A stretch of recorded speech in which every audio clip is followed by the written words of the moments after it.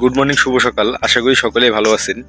তো বাংলাদেশের বর্তমান পরিস্থিতি স্বাভাবিক হচ্ছে, বন্যায় কবলিত মানুষরা সবাই ভালো আছে। সেই সঙ্গে দেশের যে আইন প্রণয়ন সব কিছু স্বাভাবিক হয়েছে, কিন্তু স্বাভাবিক হয়নি এখনও দেশের হিন্দু নিরাপত্তা।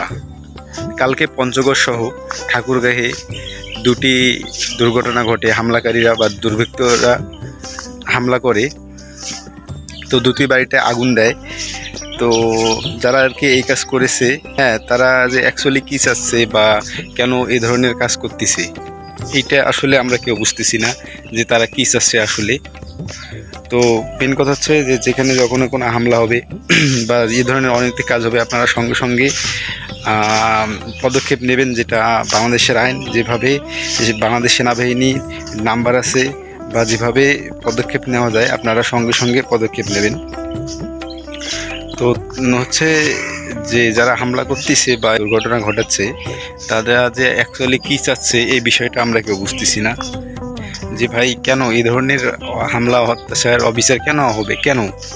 আমরা তো সবাই বাংলাদেশের নাগরিক, আমাদের পরিচয় এটা। তো ততক্ষণ পর্যন্ত আপনারা সকলেই সতর্ক থাকুন। কখন কী ধরনের পরিস্থিতি আসবে এটা আমরা কেউ বলতে পারি না। তো মেন কথা হচ্ছে যে আপনারা সবসময় পজিটিভ থাকবেন বা অনৈতিক কোনো কাজের সঙ্গে যুক্ত থাকবেন না। মানে এমন কোনো কিছু আমরা কাজ করব না যেন মানুষ আমাদের ওপর কোনো কিছু করার বা কোনো কিছু একটা বলার সাহস বা এরকম কোনো কিছু থিঙ্ক করতে না পারে। মেনলি বিষয়টা হচ্ছে যে আমরা বা আমাদেরকে নিজ থেকে অ্যাট ফার্স্ট আমাদের ঠিক হইতে হবে বা কোনো অনৈতিক কাজের সঙ্গে যুক্ত হওয়া যাবে না।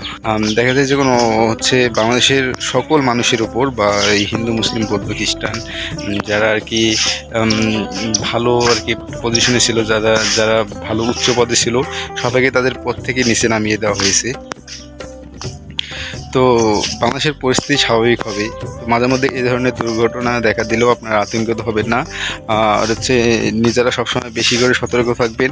আর কখনো কোনো ধরনের এই ধরনের পরিস্থিতি পড়লে আপনারা সঙ্গে সঙ্গে পদক্ষেপ আপনারা সঙ্গে সঙ্গে বাংলাদেশ সেনাবাহিনীকে ফোন করে জানাবেন। তো ততক্ষণ পর্যন্ত ভালো থাকবেন, পরবর্তী বিষয়ে কথা হবে। ধন্যবাদ সবাইকে।